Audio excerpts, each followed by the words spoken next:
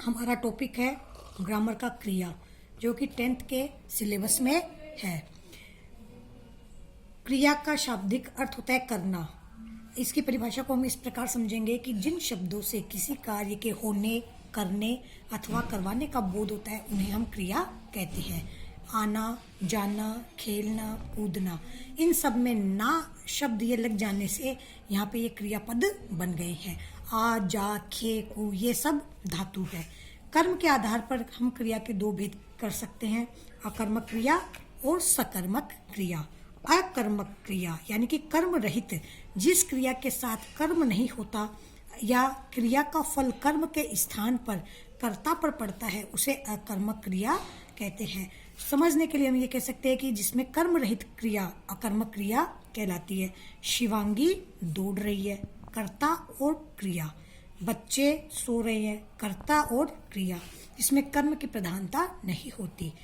अब आगे हम अकर्मक क्रिया के भेद कर सकते हैं। पूर्ण अकर्मक क्रिया, अपूर्ण अकर्मक क्रिया।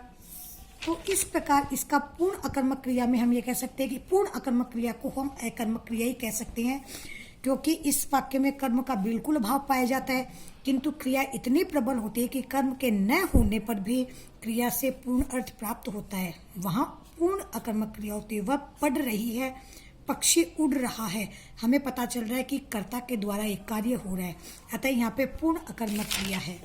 अपूर्ण अकर्मक क्रिया वाक्य को सार्थक बनाने के लिए, अपूर्ण अकर्मक क्रिया में वाक्य को सार्थक बनाने के लिए क्रिया के साथ कर्ता के अतिरिक्त अन्य पूरक शब्दों की हमें आवश्यकता होती है, उसे अपूर्ण अकर्मक क्रिया कहते हैं। यानी कि जिस वाक्य में हमें पूरक शब्दों की आवश्यकता होती है कर्ता के अतिरिक्त भी, वहां पर अपूर्ण अकर्मक क्रिया पाई जाती है। यानी कि उस पूरक शब्दों के बिना वाक्य का न तो अर्थ स्पष्ट हो पाता है, न ही भाव। जैसे यहाँ पे एक उदाहरण है, वह बहुत है। यहाँ पर वह बहुत है, यहाँ पे पता नहीं चल रहा है कि वह क्या है। तुम हो, तुम क्या हो। तो इनके बीच में कर्ता के अतिरिक्त हमें कुछ शब्दों की आवश्यकता होती है, जिनको हम जोड़ते हैं तो उनका अर्थपूर्ण प्रकट होता है। जैसे चतुर शब्द जोड़ा, निराश शब्द जोड़ा, तो क्रिया से पहले ये जोड़ने पर इस शब्द का पूरा अर्थ प्रकट होता है। अतः यहाँ ऐसे इस प्रकार के वाक्य को हम अपूर्ण अकर्मक क्रिया कहते हैं। पूरक शब्दों की आवश्यकता होती है। अब आता है कर्म के आधार पर क्रिया का दूसरा भेद, सकर्मक क्रिया। जिस क्रिया के साथ कर्म हो या क्रिया का फल कर्म पर पड़ता है, उसे सकर्मक क्रिया कहते हैं। मैंने एक सांप देखा, कर्म है। मोहन पुस्तक पढ़ता है, पुस्तक कर्म है। यहाँ पे सकर्मक क्रिया के भी हम दो भेद कर सकते हैं, तीन भेद कर सकते हैं। एक अकर्मक क्रिया, इसको हम सकर्मक क्रिया ही कहेंगे कि जिस वाक्य में क्रिया के साथ उसका एक ही कर्म हो, वो सकर्मक क्रिया कहलाती है। बूढ़ा आम खाता है, आम को खाता है। राजू गाना सुनता है, राजू गाने को सुनता है। एक कर्मक क्रिया। द्विकर्मक क्रिया, जैसे कि पता चल रहा है इस शब्द से कि जहाँ पर दो कर्म होते हैं, क्रिया के साथ उसके दो कर्म प्रयुक्त होते हैं और दोनों कर्मों के बिना वाक्य का अर्थ स्पष्ट नहीं हो पाता। वहाँ धनी पुरुष याचक को भोजन देता है, अध्यापक छात्रों को हिंदी पढ़ाते हैं। यहाँ पे ये दो कर्म है, इसलिए यहाँ पे ये द्विकर्मक क्रिया होगी। आगे आती है अपूर्ण सकर्मक क्रिया। जिन क्रियाओं में कर्म के रहते हुए भी अर्थ का पूरा बोध नहीं होता कभी कभी, और उन्हें पूरा बनाने के लिए हमें कर्म से संबंध रखने वाले कुछ पूरक शब्दों की आवश्यकता होती है, उसे हम अपूर्ण सकर्मक क्रिया कहते हैं। जैसे अध्यापक छात्रों को समझते हैं, यहाँ पे यदि हम क्या समझते हैं तो मूर्ख शब्द की आवश्यकता है, बुद्धिमान शब्द की आवश्यकता है, चतुर समझते हैं। तो इस प्रकार हमें इस कर्म के साथ हमें इस पूरक शब्द की आवश्यकता अनुभव होती है। अतः हम समझते हैं कि यहाँ पे पूरक शब्दों की आवश्यकता होने के कारण अपूर्ण सकर्मक क्रिया कहलाएगी। प्रयोग एवं रचना के आधार पर क्रिया के भेद, इस वीडियो को हम इस क्रिया के आधार पर क्रिया के भेद बता सकते हैं कि सामान्य क्रिया, सबसे पहले प्रयोग रचना के आधार पर क्रिया के भेद है। सामान्य क्रिया, जब वाक्य में एक ही क्रिया का प्रयोग होता है उसे सामान्य क्रिया कहते हैं। राम खेलता है, मोहन जाता है, सामान्य क्रिया हो रही है। यहाँ सामान्य क्रिया। संयुक्त क्रिया होती है कि क्रिया का निर्माण दो या दो से अधिक धातुओं के संयोग से होता है, वो संयुक्त क्रिया कहलाती है। यानी कि भिन्नार्थक क्रियाएं इसमें पाई जाती है। मोहन खाना खा चुका होगा, खाना चुकना होना, ये तीन भिन्न भिन्न अर्थ वाली क्रियाएं हैं, अतः ये संयुक्त क्रिया कहलाएगी। इसी प्रकार अगला भेद है इसका प्रेरणार्थक क्रिया। कर्ता, इस क्रिया में कर्ता स्वयं कार्य नहीं करता बल्कि दूसरों को क्रिया करने के लिए प्रेरित करता है, वहाँ प्रेरणार्थक क्रिया होती है। यानी कि कर्ता के द्वारा स्वयं कार्य किया नहीं जाता। राम नरेश से पत्र लिखवाता है, राम नरेश से पत्र लिखवाता है, प्रेरणार्थक क्रिया। थानेदार सिपाही से चोर पकड़वाता है, थानेदार कार्य नहीं कर रहा, सिपाही से चोर को पकड़वाता है, यहाँ पे प्रेरणार्थक क्रिया है।